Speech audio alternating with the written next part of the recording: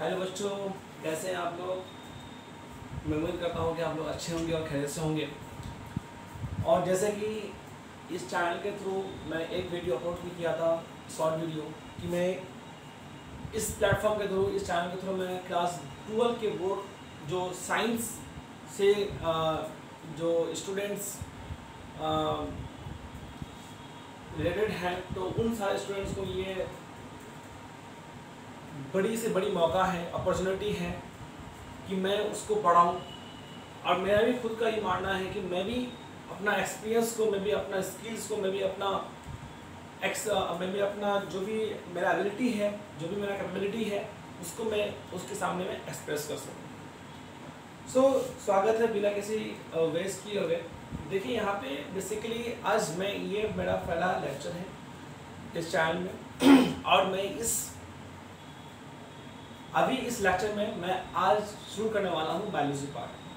अब biology part में बहुत सारे स्टूडेंट्स को ये दिक्कत होती है, बहुत सारे तो नहीं कर सकता हूँ, लेकिन मिनिमम स्टूडेंट्स को ये दिक्कत तो होती है कि भैया मैं कैसे और किस पार्ट से मैं स्टार्ट कर सकूँ, या कौन से पोर्शन मेरे लिए बेटर रहेगा कि आगे वाला पोर्शन में जो है आसानी हो, मतलब इजी हो।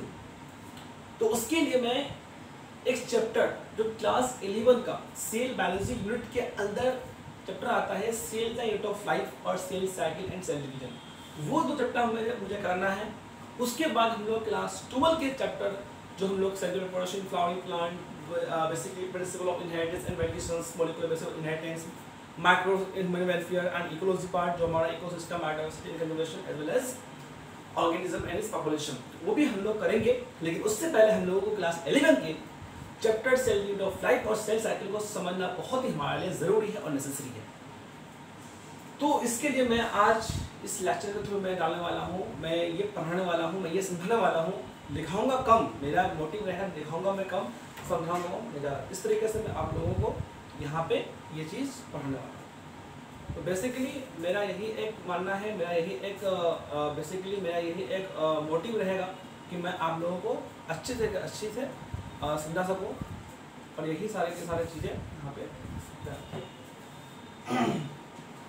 आज मेरा रहने वाला है चैप्टर हमारा cell the unit of life, cell the unit of life.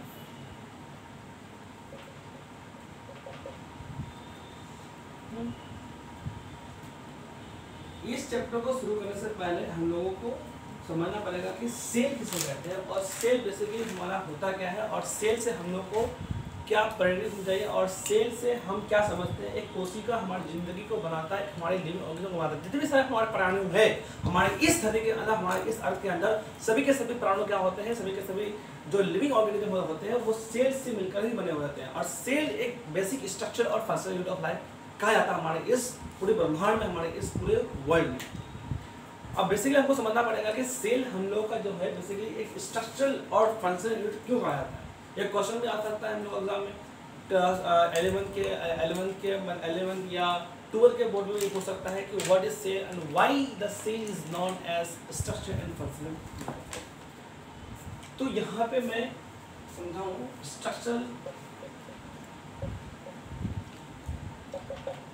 Structural और फंक्शनल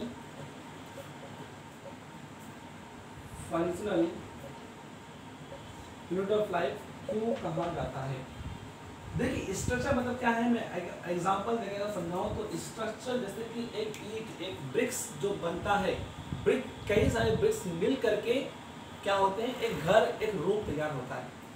उसी तरीके से एक सेल्स मिल करके एक लिविंग ऑर्गेनिज्म को तैयार करता है, चाहे वो लिविंग ऑर्गेनिज्म, चाहे वो यूनिसेलुलर ऑर्गेनिज्म हो, चाहे वो मल्टीसेलुलर ऑर्गेनिज्म हो। ठीक है, तो यहाँ पे हम लोग समझेंगे कि स्ट्रक्चर जो होता है कि सेल का स्ट्रक्चर, सेल का हर एक शेप होता है। हम समझेंगे उस चैप्टर के अंदर कि सेल के अंदर कई सारे हम लोगों के सेल ऑर्गेन्स होते हैं। उस साइटोप्लाज्म के अंदर जो भी हमारा main arena of the activities the cell कहा जाता है, जहाँ पे हम लोगों का सभी के सभी मेटाबॉलिक रिएक्शंस वहाँ पे परफॉर्म होता है, उसके अंदर पाए जाने वाले हम लोग का सेल ऑर्गेन्स होते हैं। और सेल ऑर्गेन्स का अलग अलग शेप होता है, जैसे माइटोकॉन्ड्रिया का हमारा सिलेंड्रिकल शेप हो गया, क्लोरोप्लास्ट का भी सिलेंड्रिकल शेप हमारा हो गया। उस तरीके से हम लोगों का लाइसोसोम का सर्कुलर शेप हो गया। तो वहाँ पे वेसिकल के फॉर्म में होता है। तो अलग अलग फॉर्म में हमारा क्या होता है, सेल का स्ट्रक्चर माना जाता है, ठीक है। और फंक्शनल से क्या है, फंक्शनल, देखिए फंक्शनल से रिलेटेड ये है कि फंक्शन बेसिकली होता क्या है, फंक्शन मतलब होता है काम, उसका डिवीजन ऑफ लेबर, उसको बांटा गया है, उसको क्या है, बांटा गया है कि अलग अलग काम करो और अलग अलग तरीके से तुम उसको परफॉर्म करो। मतलब एक इंसान है, जो इंसान एक हेड, मान लीजिए एक हेडमास्टर है स्कूल का, और सभी टीचर को बोल दिया कि आप ये पढ़ाइए, आप ये पढ़ाइए, आप ये पढ़ाइए। तो उसी तरीके से सेल पूरे हेड है, आप उस के अंदर आने वाले सेल ऑर्गेन्स को ये काम दिया गया है, एक डिवीजन ऑफ लेबर के तौर पर उसको क्या डिस्ट्रीब्यूट कर दिया गया, उसको कंट्रीब्यूट कर दिया गया है कि ये काम कीजिए, अब ये काम कीजिए, अब ये काम कीजिए। तो यहाँ पे माइटोकॉन्ड्रिया का काम होता है पावर हाउस ऑफ सेल। हालांकि हम लोग पढ़ेंगे डिटेल में, इन डिटेल हम लोग पढ़ेंगे in each type of cell organs present in cytoplasm, ठीक है। हम लोग हर चीज़ों को बारी बारी से पढ़ेंगे, लेकिन उसके लिए बेसिक समझना बहुत जरूरी होता है, ठीक है। तो यहाँ पे फंक्शनल कहने का मतलब क्या है, यहाँ पे ये काम और ये स्ट्रक्चरल जो है इस प्रकार से यहाँ पे बताया गया है। तो शायद मैं आप लोगों को अच्छे से मैं तो समझा नहीं सकता हूँ, लेकिन हाँ मेरा जितना एबिलिटी है, मैं जितना नॉलेज है, मैं आप लोगों को उतना मैं दूंगा, छोटे भाई बहनों को मैं दूंगा। तो हाँ, अगर गलती भी हो तो कमेंट में कर सकते हैं, उसके लिए कोई भी बड़ी बात नहीं, ठीक है। और यहाँ से फंक्शनल यूनिट ऑफ लाइफ कहा जाता है, ठीक है।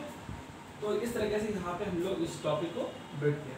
अब इसमें आप डेफिनेशन लिख दीजिएगा, अपने सही डेफिनेशन हो जाएगा कि why the cell is not a structure, because cell which present in the living organisms in different shape and size, एक एग्जांपल एंड फंक्शन को दे दिया। इसमें कोई बड़ी बात नहीं है, आप भी खुद लिख सकते हैं अपने नॉलेज को, ठीक है।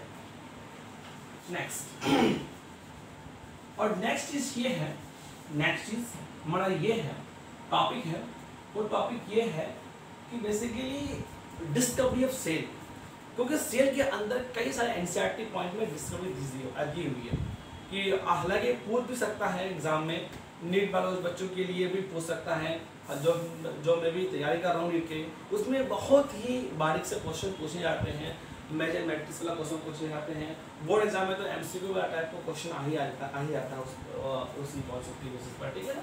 तो discovery of cell, basically discovery of cell होता क्या है, देखिए डिस्कवरी कहने का मतलब होता है डिस्कवरी ऑफ सेल, पहला डेड सेल, दूसरा लिविंग सेल, तीसरा न्यूक्लियस, और न्यूक्लियस हो गया है ना, न्यूक्लियस हो गया है ना, और चौथा सेल थ्योरी,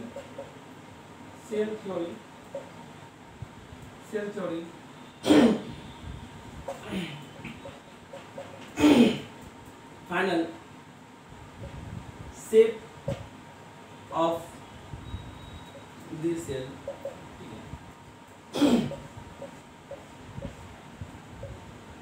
डेड सेल, देखिए डेड सेल जानते हैं कि डेड सेल हम लोग पढ़ते आ रहे हैं। इन 1665 में रोबोट ने खोज किया था, एक कोर कैम्बियम देखा था उस पेड़ के अंदर, उसके पेड़ के जस्ट ऊपर वाला भाग में, तो वहाँ से वो इलाबोरेट किया with the help of electron microscope, जो 1950 में उसको खोजा गया था। तो यहाँ से आप समझ सकते हैं, उसमें हम लोग पढ़ेंगे भी, ठीक है, सिलेबस के बारे में पढ़ेंगे भी।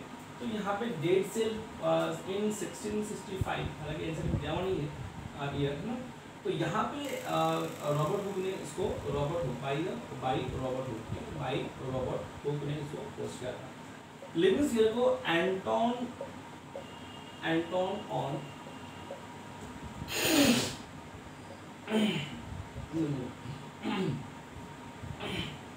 ठीक है, निकोलस को रॉबर्ट ब्राउन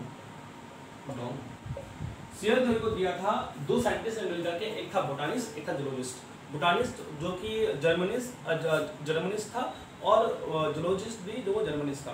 तो बोटानिस्ट जिसका नाम था हमारा जिसका नाम था स्किल्डन, 1838 में दिया था उन्होंने, और बेसिकली प्लांट्स के बारे में उन्होंने बेसिकली कहा था। और एनिमल में जूलॉजी पार्ट के अंदर उन्होंने एक साइंटिस्ट था जिसका नाम था स्वान। 1839 में उन्होंने बेसिकली एनिमल के सेल थ्योरी को उन्होंने इलाबोरेट किया, उन्होंने कंप्रीहेंड किया, लोगों के सामने में उन्हें एक्सप्रेस किया, ठीक है। तो यहाँ पे बेसिकली दो साइंटिस्ट के नाम लिखो यहाँ पे, जिसका नाम था क्या है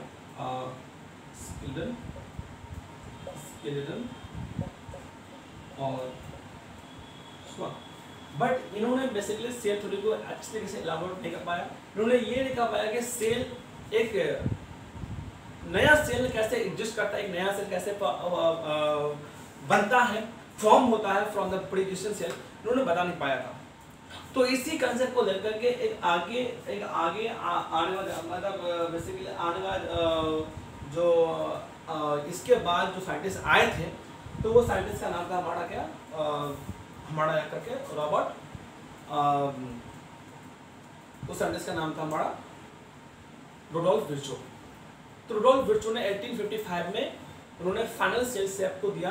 उन्होंने कहा कि सेल जो होते हैं जो नया सेल जो बनता है वो from the pre existent cell से क्या बनता है, वो होकर के बनता है। तो new cell arise from the pre existent cells and all the organism which is composed of cell and product of cell. सभी के सभी लिविंग ऑर्गेनिज्म क्या होते हैं, प्रोडक्ट ऑफ सेल और कंपोज ऑफ सेल से मिलकर बने हुए रहते हैं, ठीक है, ठीक है। तो यहाँ से हम लोग का एक साइंटिस्ट आया था 1855 में, रुडोल्फ विर्चो, ठीक है। स्क्रीन इतना तो पता है कि स्क्रीन का गलत होता है, लेकिन हाँ मेरा जो मैं बोल रहा हूँ उसको अच्छी तरह ध्यान से आप सुनिए, बस रिवाइज के लिए आपको अच्छा रहेगा, ठीक है। उसके बाद और अगर लिखना है तो आप लिख भी सकते हैं, मैं तो हटा नहीं हूँ, लिख भी सकते हैं, और वीडियो पास करके आप इसको शॉर्ट कर लीजिए, इसको बाद में लिख सकते हैं, ठीक है। नेक्स्ट फटाफट, ठीक है, फटाफट ना। और नेक्स्ट चीज क्या है, एक overview of the cell. And overview of the cell क्या होता है, देखिए सेल यहाँ पे एनसीईआरटी में अकॉर्डिंग पढ़ा रहा हूँ, मैं किसी बुक को रिफर नहीं किया हूँ और रेफरेंस के तौर पर मैं किसी बुक को नहीं लिया हूँ, बट मेरा एक मुद्दा रहेगा कि मैं एनसीईआरटी को ही छूँगा और एनसीईआरटी से पढ़ाऊँगा, क्योंकि भाई एग्जाम को आना है, जो क्वेश्चन जो आना है वो फ्रिक्वेंटली बेस्ड क्वेश्चन वो एनसीईआरटी से बेस्ड पूछे जा रहे हैं, चाहे वो फिजिक्स हो, केमिस्ट्री हो, मैथ हो, बायो हो, ठीक है ना। तो क्या है हमारा एन ओवरव्यू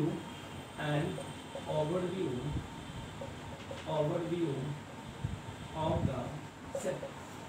इसमें ये कहता है कि एक ऑनियन पील है, एक ऑनियन पील है और एक चिक सेल का एग्जांपल दिया हुआ है। ऑनियन पील मतलब प्लांट का और चिक सेल का एनिमल का चिक सेल, जो हमारा ये गाल है, गाल अंदर की तरफ जो हमारा सेल्स बड़ा हुआ चिक सेल कहते हैं, उसका डिलिमिटिंग लेयर कहा गया है। देखिए डिलिमिटिंग लेयर बहुत आम हुआ,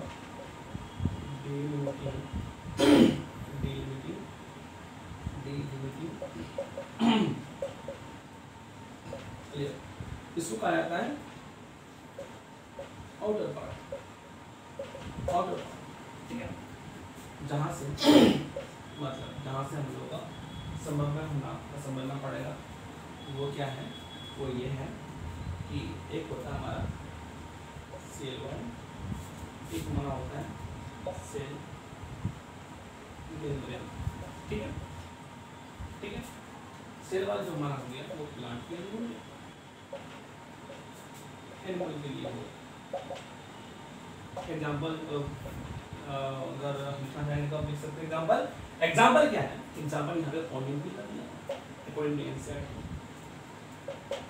और एग्जाम्पल इन एनिमल में दिया हुआ है हमारा चिक सेल, ठीक है। तो यहाँ पे ऑनियन भी दिया हुआ है और यहाँ पे चिक सेल दिया हुआ है, ठीक है, इतना आप लिख लेंगे।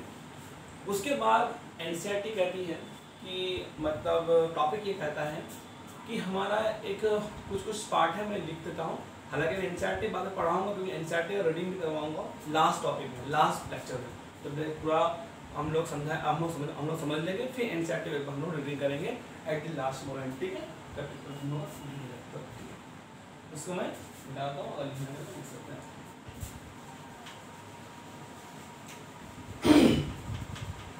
देखिए इसी ओवरव्यू सेल के अंदर हम लोग का एक टॉपिक दिया हुआ है जिसका नाम है सेंट्रोसोम, ठीक है। अब देखिए सेंट्रोसोम होता क्या? सेंट्रोसोम मतलब होता है, सेंट्रोसोम कहने का मतलब होता है कि ये हमारा सेंट्रोसोम होता है जिसमें हम लोगों का एनिमल्स के अंदर ही प्रेजेंट होता है, और वो एनिमल के अंदर हमारा प्रेजेंट होता है वो इसके अंदर हम लोग का मेम्ब्रेनलेस बॉन्ड ऑर्गन बोला जाता है। क्या बोला जाता है? इसको बोला जाता है सेंट्रोसोम। ठीक है, सेंट्रोसोम। सेंट्रोसोम कहने का मतलब ये है, सेंट्रोसोम जो होता है ये membraneless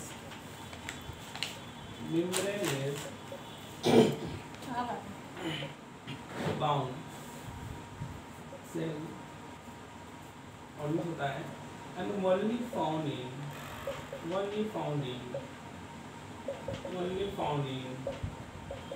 animal cell, not found in plant पे नहीं पाया जाता, सिर्फ एनिमल सेल के अंदर ही पाया जाता है। ठीक है, और ये बेसिकली काम ये करता है, ये स्पिनल फाइबर को बनाता है।